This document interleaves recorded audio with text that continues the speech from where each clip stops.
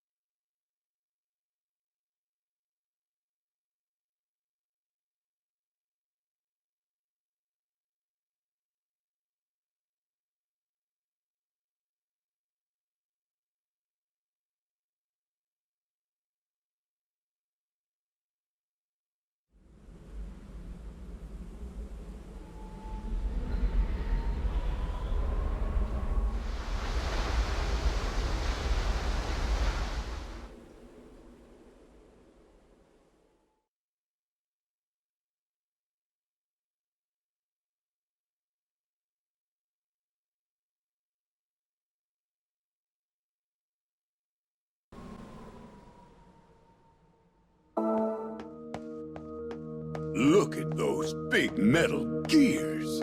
It don't get more masculine than that. Guess I can't argue with you there. Oh, goodness. Are you two friends now? As if. Oh.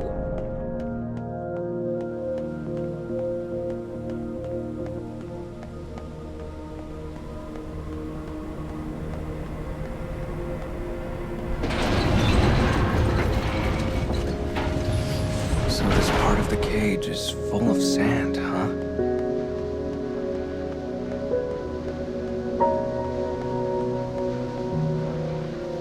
Dead end. I guess we activate this device now. Yeah, so I don't really remember what that does.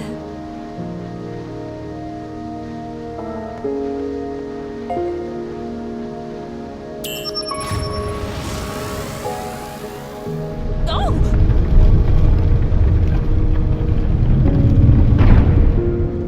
What a shocker! I totally forgot this floor moves. Hey, kid. Lay off on doing things that could get Mama hurt. How is that my fault?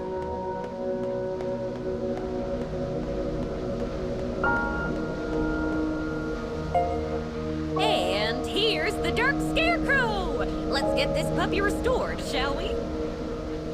This one looks different from the previous scarecrows. I wonder what sort of past is stored inside.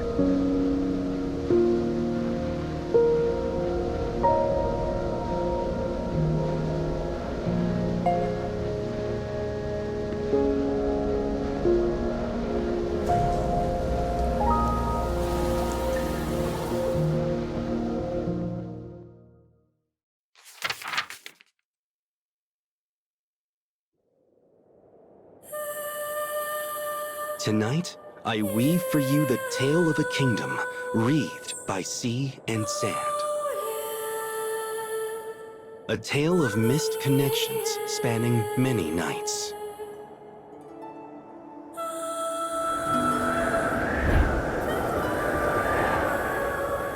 Desire is a thing fiercer than any sandstorm. The rich scent of spices and the murmur of crowds drift on the air throughout the city. Ships from across the 7 seas gather here, making the kingdom the pinnacle of trade. On this day, a sailor known far and wide for his shrewd mind arrives in the harbor. He seeks to answer the notice issued by the queen. My beautiful princess no longer smiles. Any man who returns her joy may have her. Spurred by the challenge, the man quickens his pace. He dreams of the beautiful wife who awaits him in the lavish palace.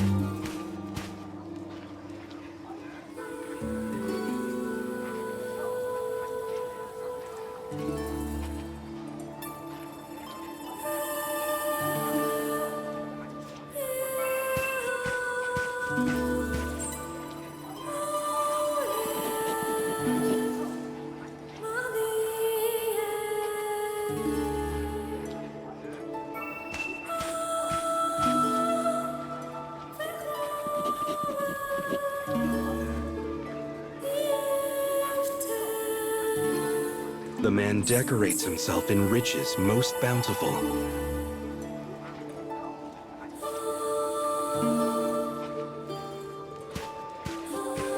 His confidence grows with each step he takes toward the palace. He knows the princess will soon be his.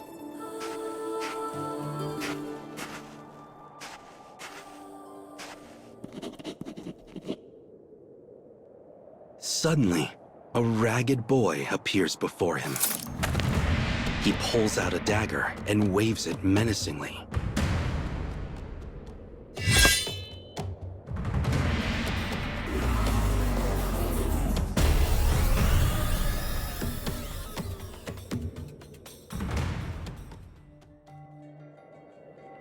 The man had been so sure of his victory. Yet there he lays, stripped of his fine belongings.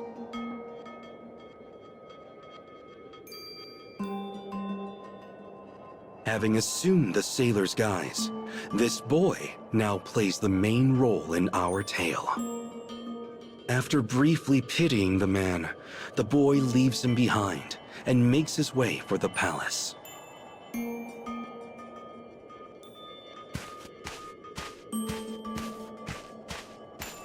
The boy earns a living as a thief. What he wants, he takes. This is the guiding principle of his life. And he has taken not only the sailor's finery this day, but also his mission to see the princess smile and claim her kingdom as his own.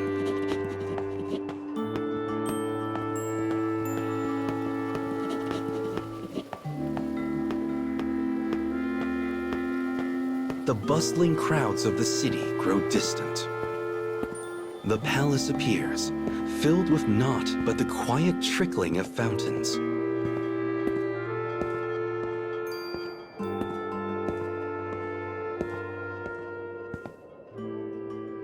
It is a most resplendent place, the nexus of all the kingdom's riches. And sitting in the center of the courtyard, clad in pure white dress, is its greatest treasure. The princess is completely motionless, like a doll on display.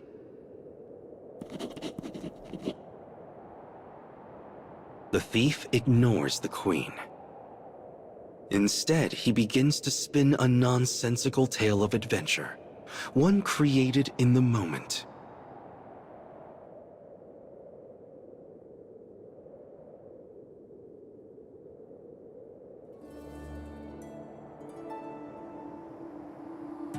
Today, princess, I shall tell you of a pitiful djinn I once met on an adventure.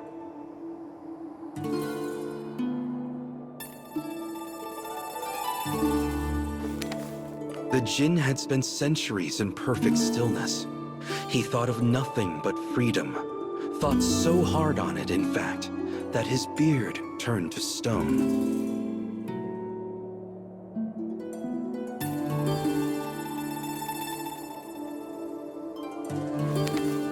Seeing he could not move, I lifted my trusty torch high and set his beard ablaze.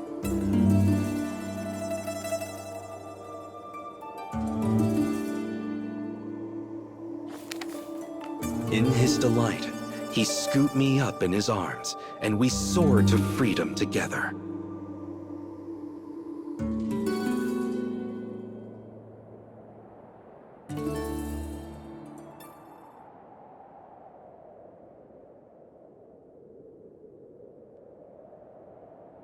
As the thief ends his story, he peers at the princess and awaits her reaction.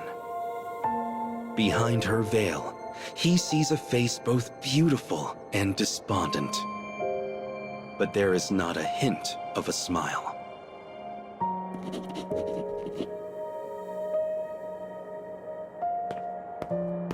As her guards move to surround him, the thief speaks to her.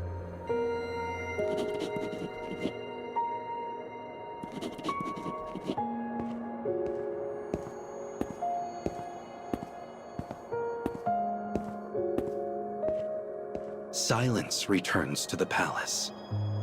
But the thief's emotions reached no one and vanished within the sands.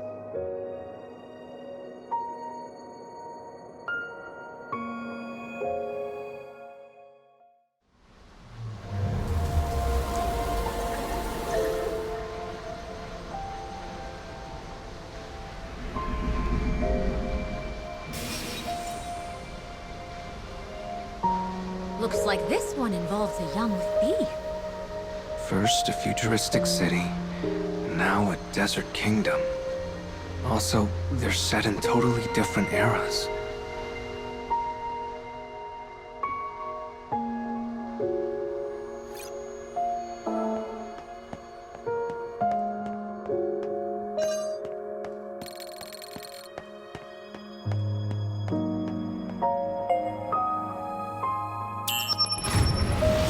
I need to repair the past and secure Luna fragments. That's right. Just keep it up.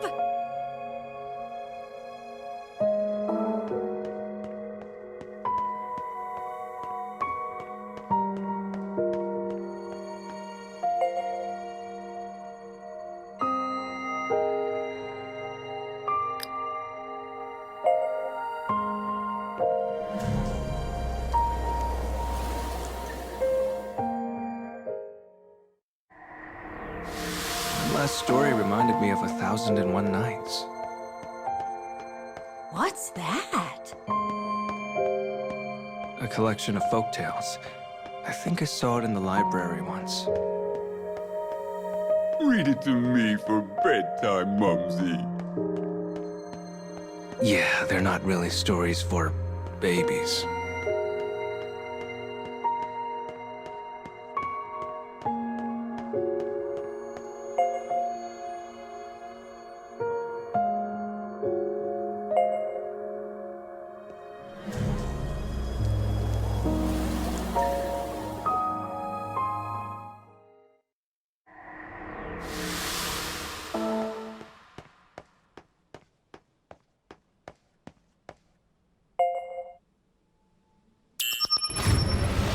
How far up are we going to go? I don't exactly love heights. I'm starting to think this job isn't really for you.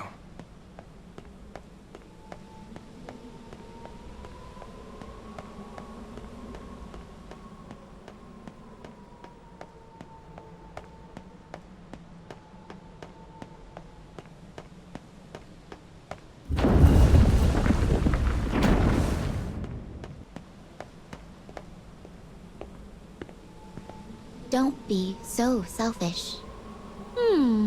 The bird is talking? I hate you. This. Hey, where are you going? Are they fighting?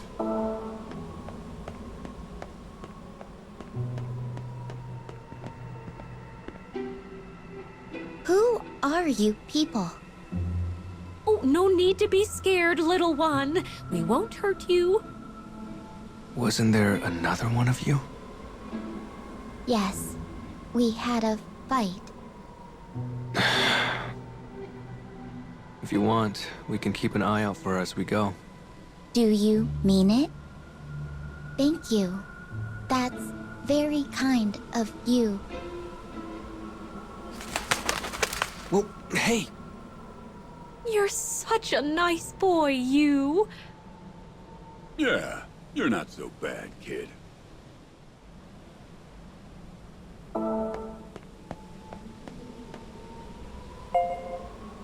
device should take us where we need to go. Give it a poke.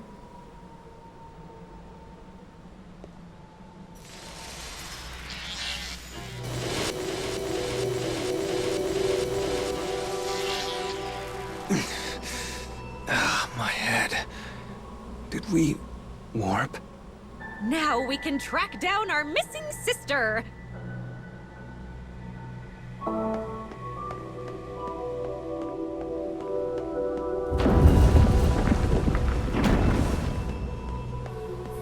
What are skyscrapers doing here?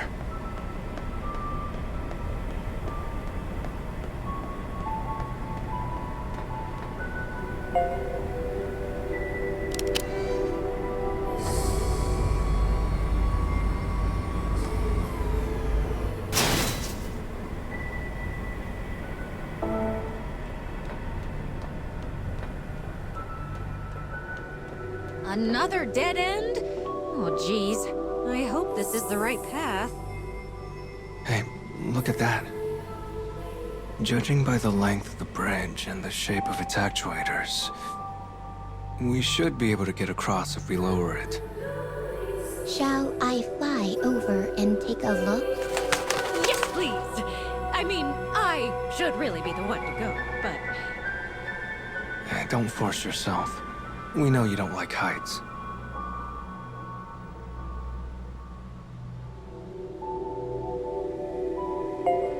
Take care! Don't worry. If I just follow these girders. Huh?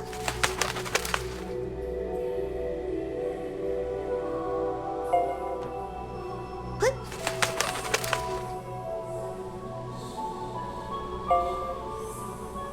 Up here, and there's a lever here.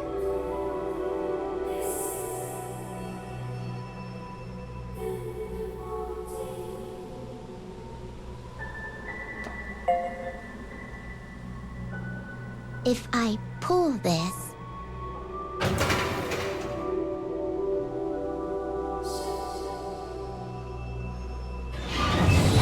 it worked. Yay. Just as I thought.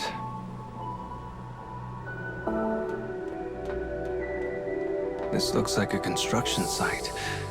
Is someone expanding the cage?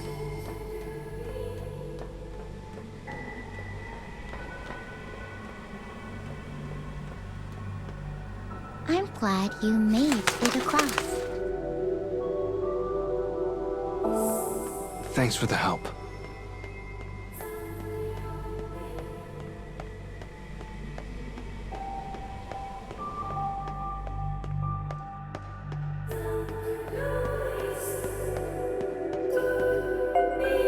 Time to go to work, Yuzuki! Take care in there.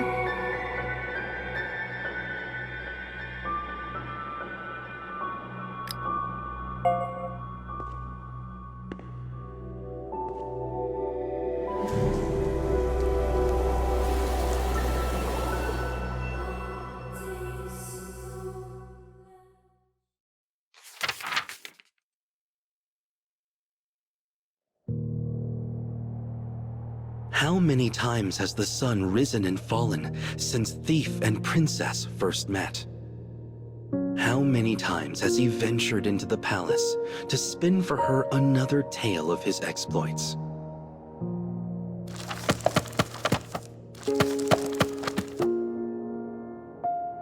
One day, he tells of an instrument which speaks. Another day, a spring of gold within a jar. But no matter the tale, and no matter how skillful the telling, the princess never smiles.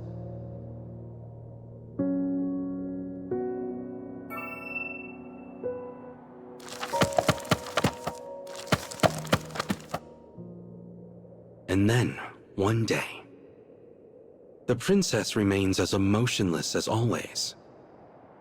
Yet as the thief turns to leave, she slowly approaches him.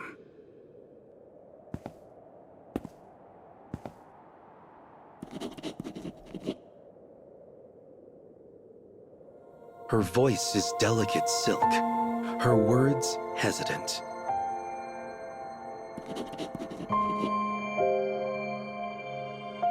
The thief's heart leaps when he hears her speak for the first time. Before he leaves, he swears to her this: "I shall make you smile on the morrow."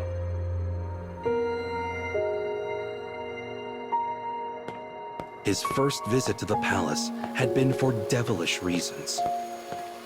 But after many days and nights, he now finds himself genuinely wishing to see the princess smile. "This is most unlike me," he laughs at himself as he heads back into the city.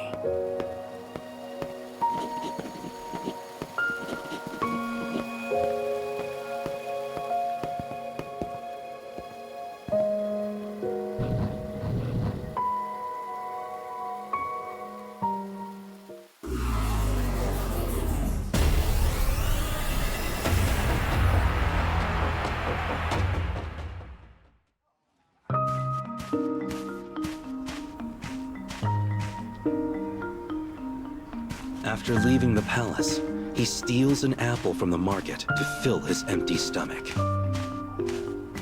As he sets off for home, his gaze turns to the starry night sky above.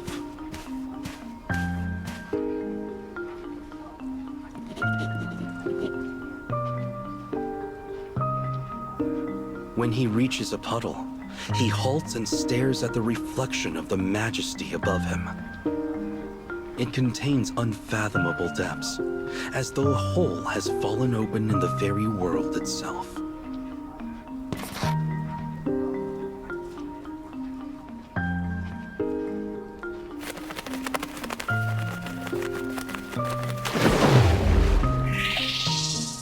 Though disturbed by the vanished puddle, the thief walks on.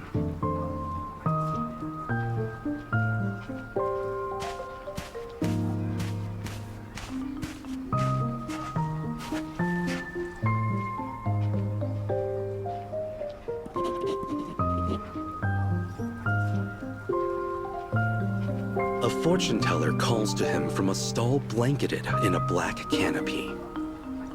She is dressed in a mystical manner, almost as if clad in night itself.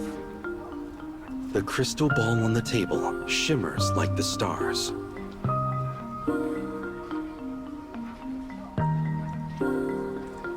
As she raises her hands to the orb, a look of concern settles over her face. Death awaits if you continue to see the princess.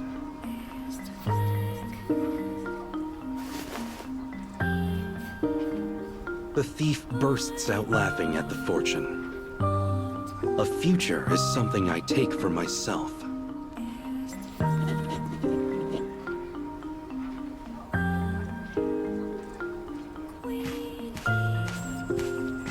He is a thief.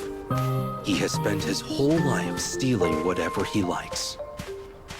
Money, food, even lives. And why does he want the princess's smile? Because a future was once stolen from him. For you see, there was once a smile he was unable to reclaim.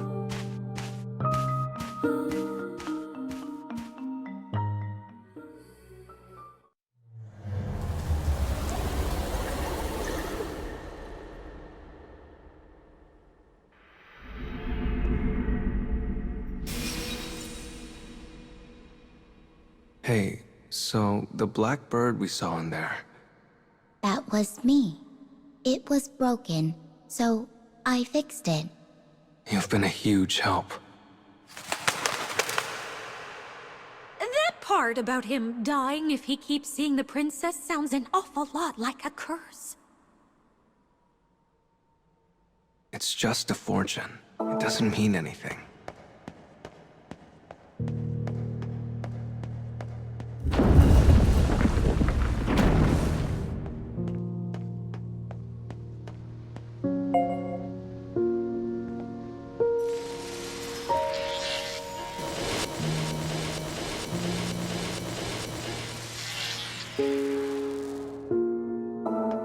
you worried about your sister?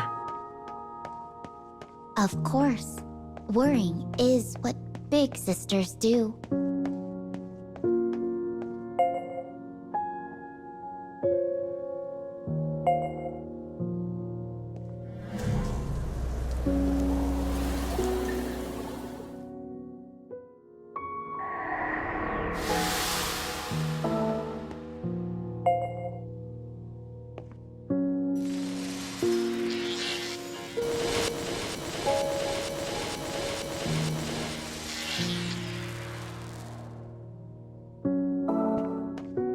Oh, that's...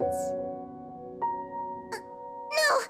Stay away from me! Hurry, before we lose sight of her!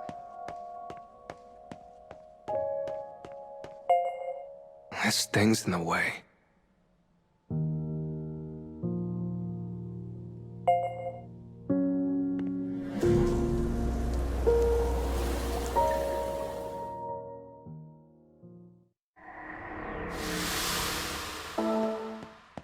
Why is she running away?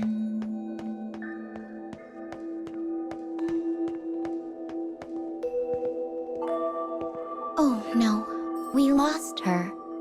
Can the two of us even make up at this point?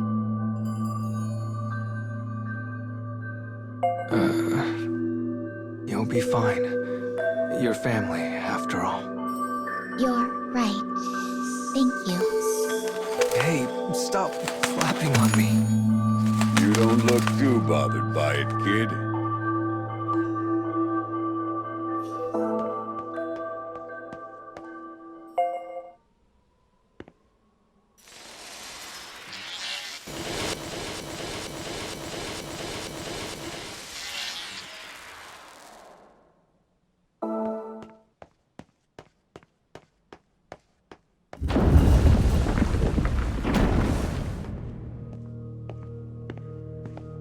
Look at all these rooms. Are there other people in the cage?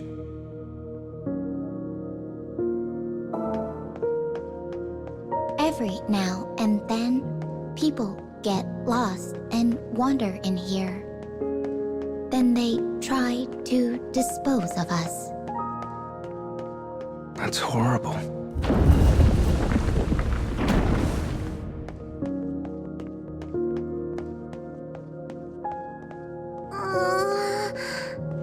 I'm lost. There you are. I'm sorry I ran away, sis. And I'm sorry I ate your snacks. It's okay. Everything's okay now. All's well that ends well, I guess. I found her. Thank you so much. Yeah, no more fighting, okay? Okay. Farewell.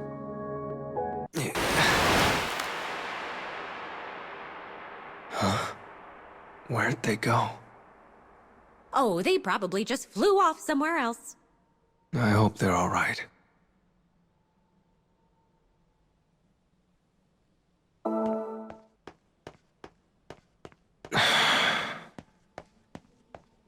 What you thinking about?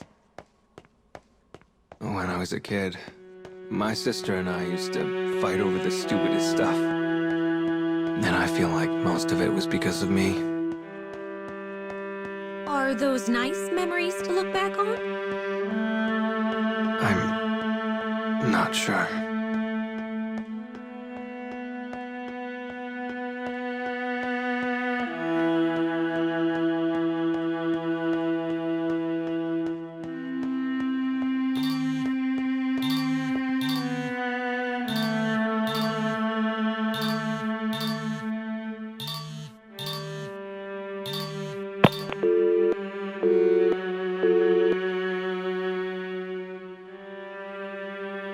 That call just now. Is it okay that you didn't answer that?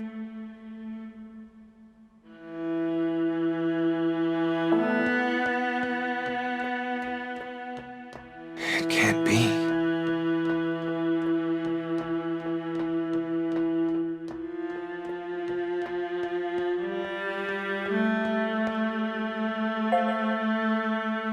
You've been acting a little strange, you. What do you say we take a break? No, I'm fine.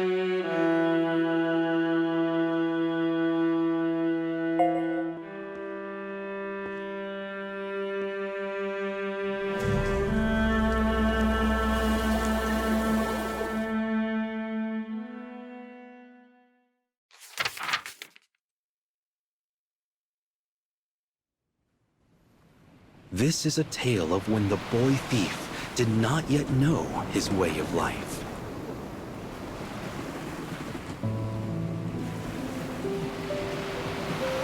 A trade ship groans under stacks of cargo.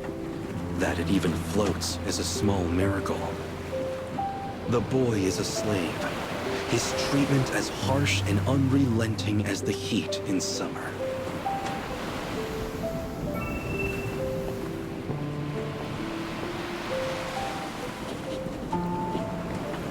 Seeing no end to his misery, he thinks himself unlucky to have ever drawn breath. His only solace is a slave girl aboard the same ship.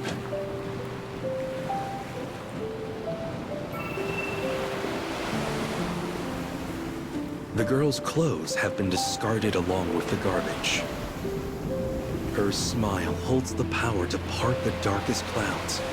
It has pulled the boy free from his despair uncountable times.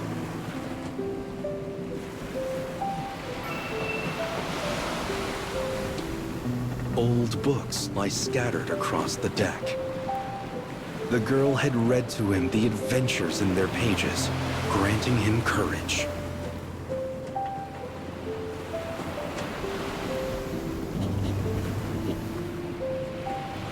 But now, she smiles no longer. It has fled, along with her joy. The boy comes to a decision. He will save the slave girl. He will bring her smile back.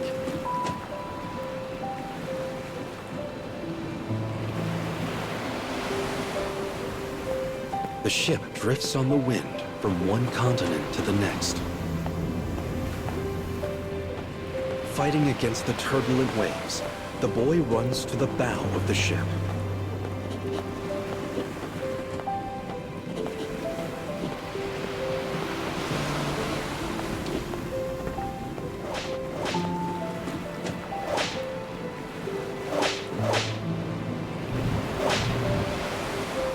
This man does not think of his slaves as people, and his treatment is both cruel and unjust. He is the reason she no longer smiles.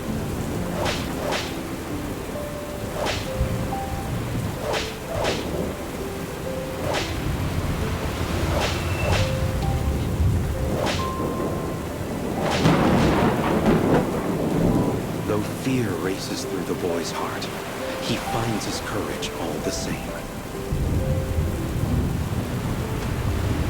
The captain mocks the boy with a grin.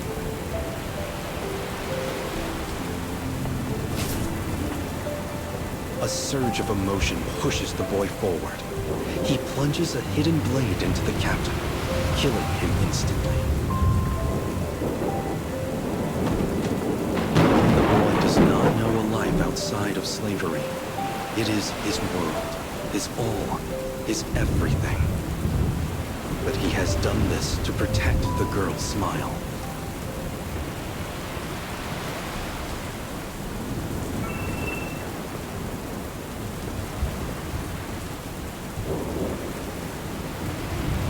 He speaks gently to the wounded girl, telling her they are now free. Alas, her spirit has shattered under the abuse and can never be made whole. She will never smile again.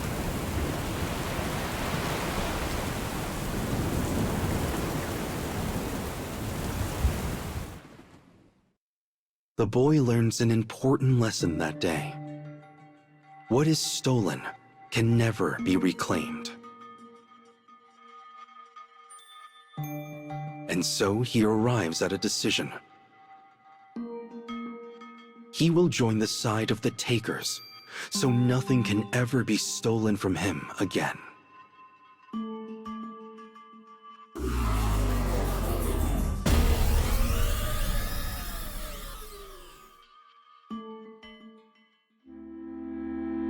The princess in the palace reminds the thief so much of the girl. He is trying to return the smile which was lost all those many years ago. And so he tells her wild tales of adventure, just as the girl once did for him.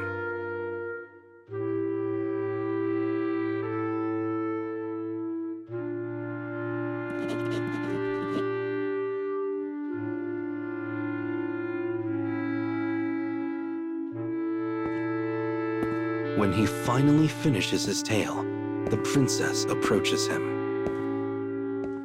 "Take me from this place," she whispers. "I will," he says, "tonight."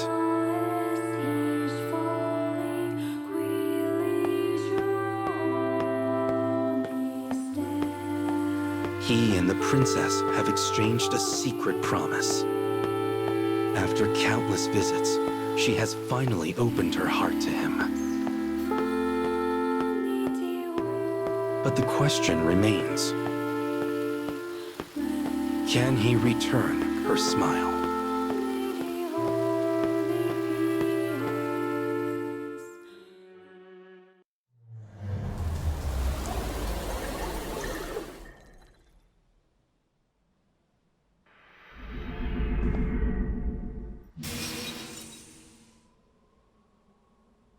A suitor stealing her away from the palace! How romantic.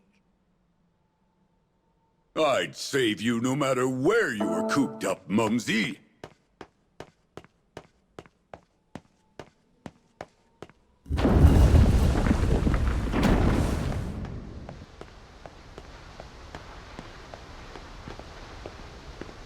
Yeah, not again.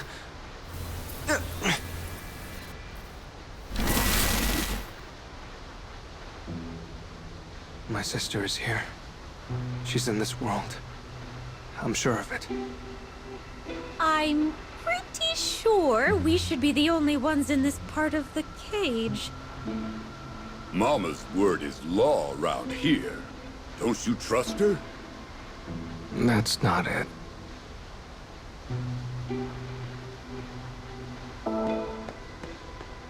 Oh, poor you.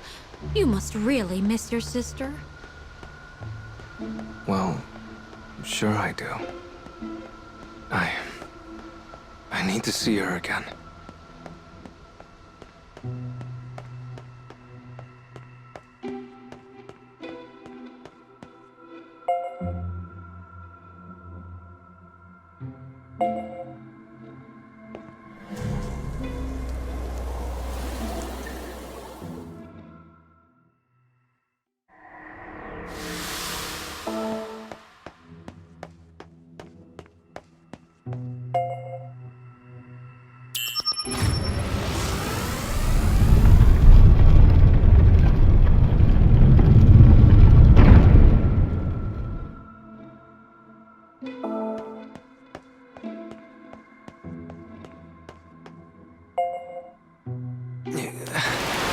Not again.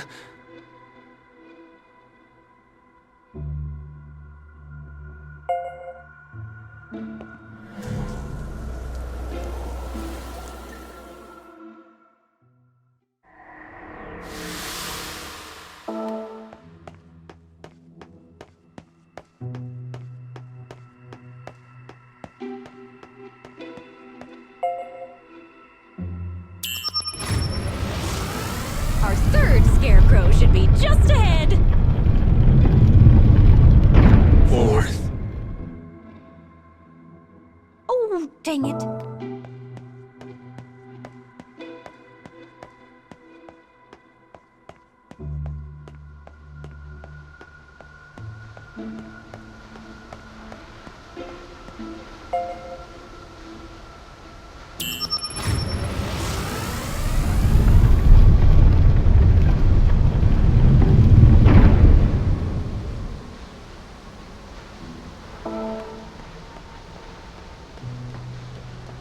I need to get a picture of this.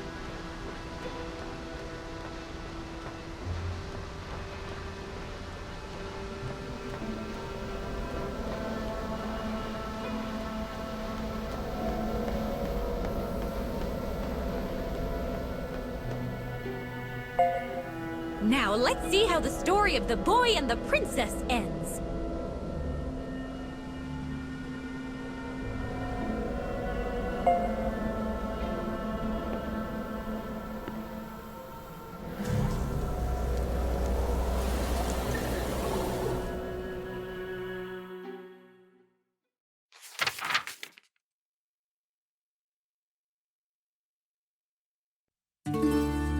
A secret garden lies deep in this land of luxury.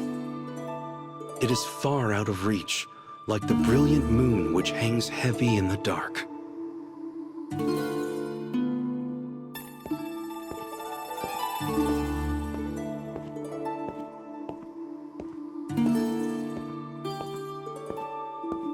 Or it should be, but this night, the thief has snuck through the garden and toward the princess's room. He is here to hold fast to his promise. He is here to whisk her away. As the princess awaits her salvation, he pulls her into a tight embrace.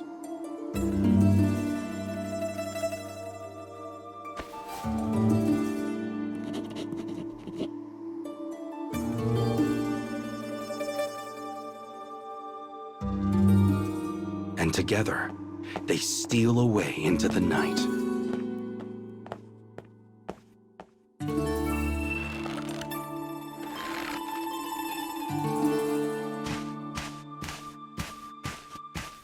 The pair run through the darkness of the midnight city. The warm lights of the palace are small and distant things.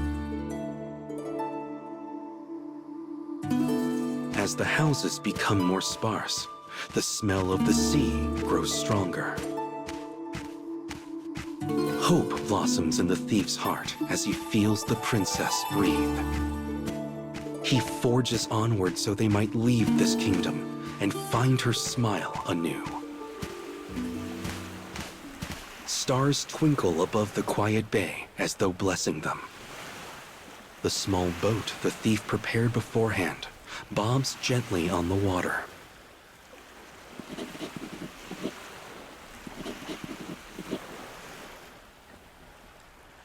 The thief does as his heart bids him.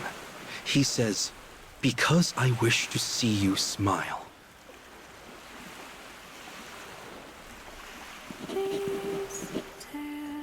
As he speaks, her lips turn upward.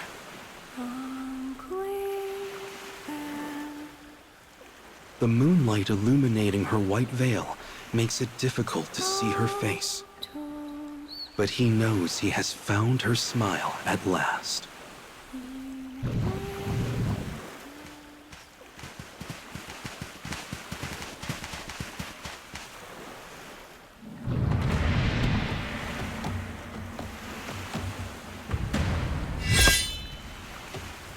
Suddenly, guards clad in black appear. The thief produces his blade. He will not permit them to interfere with their voyage.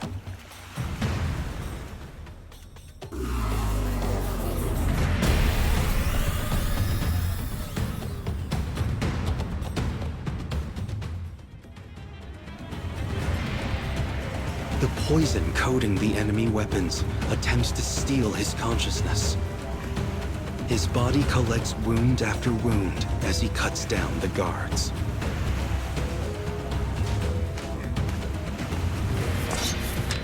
But who should then appear but the fortune teller, the selfsame one he met all those nights ago?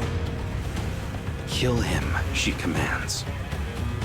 The thief has no strength left to ponder this new development.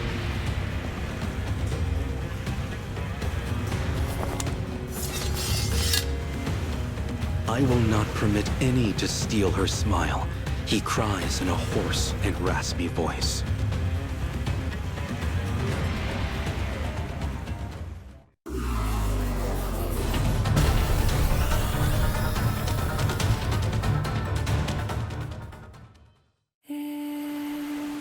The thief finds himself slowly slipping away. The princess calls to him. He reaches out, but his hands encounter only darkness. His mind still cloudy, the thief's eyes peel open. The water is calm, reflecting the glow of sunrise in its perfect mirror. The thief looks around, wondering if he has finally obtained freedom with the princess.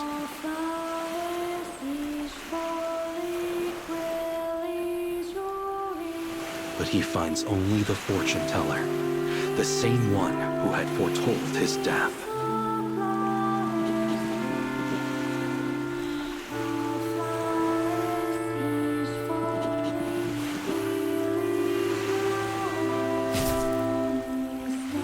He is still unable to grasp what is happening, even as she thrusts her spear through him. His eyes bore into her, ablaze with hate.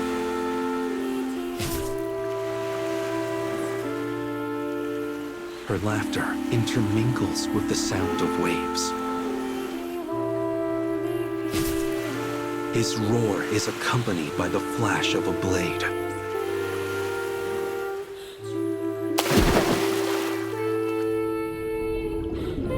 Entangled like lovers, they vanish into the depths. Was I able to return her smile? The fortune teller's laugh envelops the thief's entire being. It covers his thoughts in darkness until the end.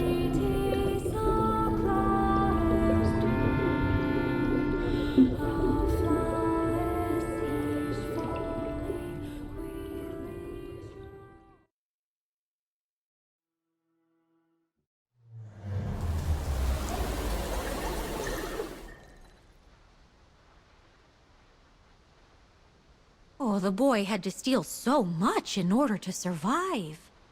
But when one thing is taken, another is lost.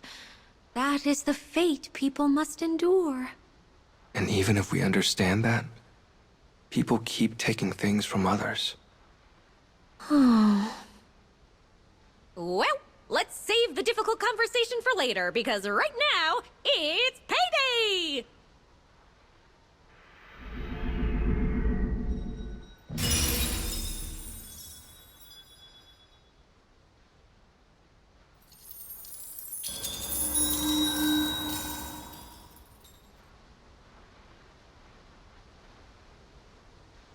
Let's go farther in.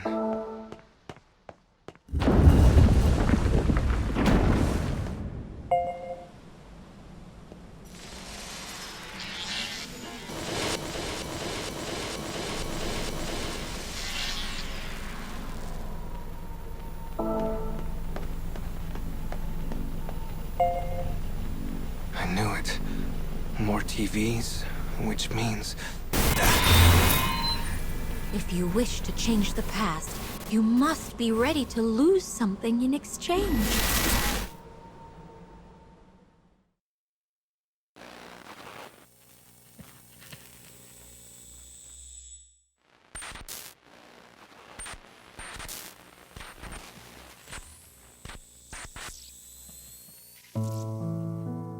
In the library of a metropolitan high school, a boy diligently attends to his studies.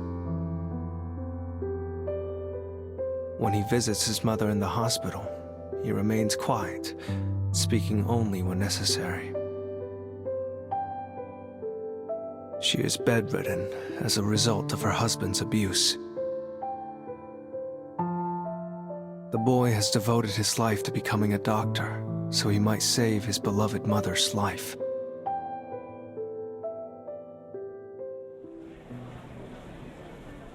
With the day complete, people hurry about their business in the evening gloam of the city. The boy walks alone in the street, surrounded by a noise and light and life that is a far cry from the typical silence of the night. After studying at a cafe, he heads for work.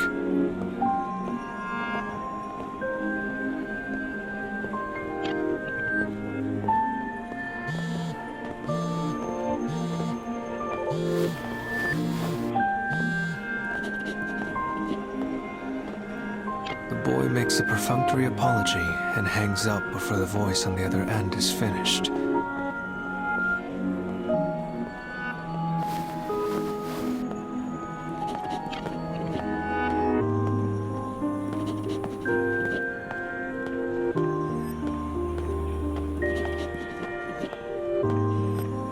A familiar loathing for society passes across his features as he jogs down the street.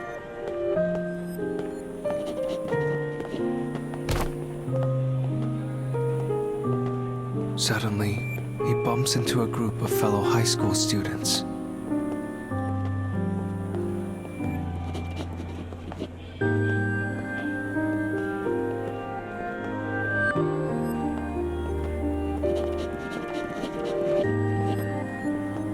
They chatter and squeak like startled insects, organisms barely worthy of the miracle of life. Deeming the interaction not worth his time, he mutters his second false apology of the evening before hurrying from the scene.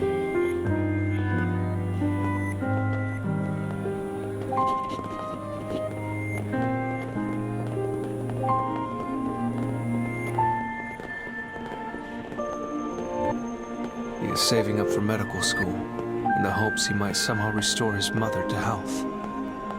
He studies until words blur across the page, then works multiple jobs to save tuition money. Fatigue is a constant companion, joy an enemy. His life, his seemingly endless life, is nothing but stress.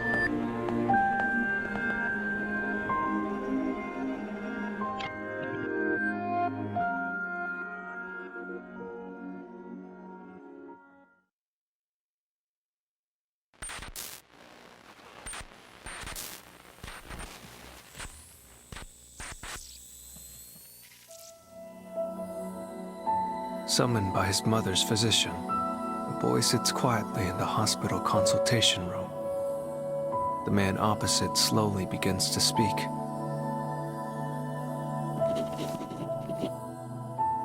He informs the boy that his mother has very little time remaining to her. As if attempting to reject reality, the boy begins peppering the doctor with questions.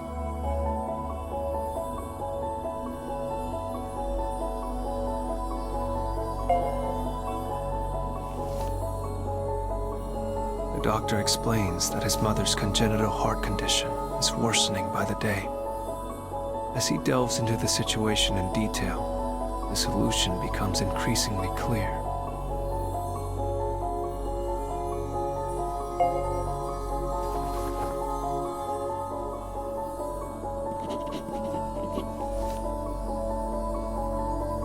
His mother will need a heart transplant. It is the only thing that might save her. Yet there are many hurdles to overcome, including finding a donor and paying for the procedure.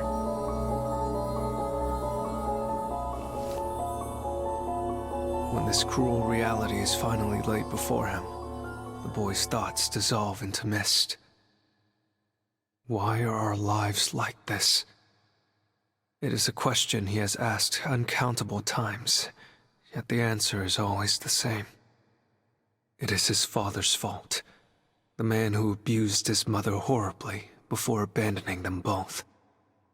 And so, this day ends like all the others, with hot rage accumulating in his heart, like so much ash from a fire.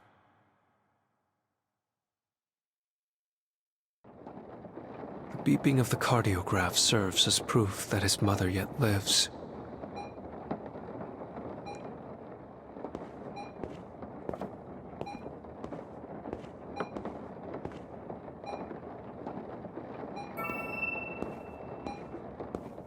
As she begins to moan softly in her sleep, he reaches out and quietly takes her hand.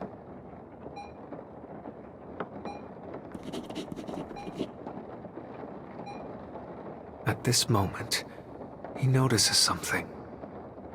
His own heart is beating in time with his mother's cardiograph. As realization spreads across his face, he places his free hand over his chest. If it's a heart you need,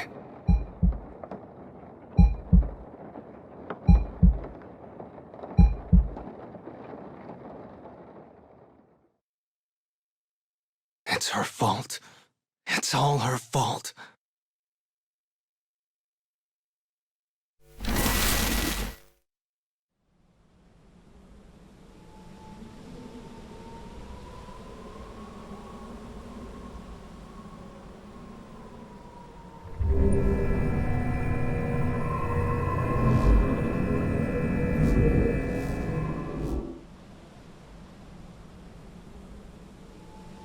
I'd do anything for my mom.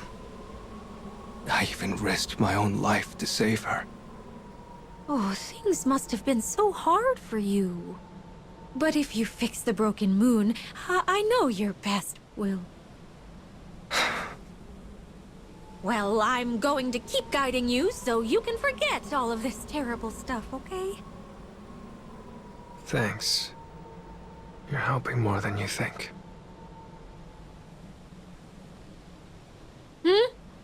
Did you say something? No, nothing.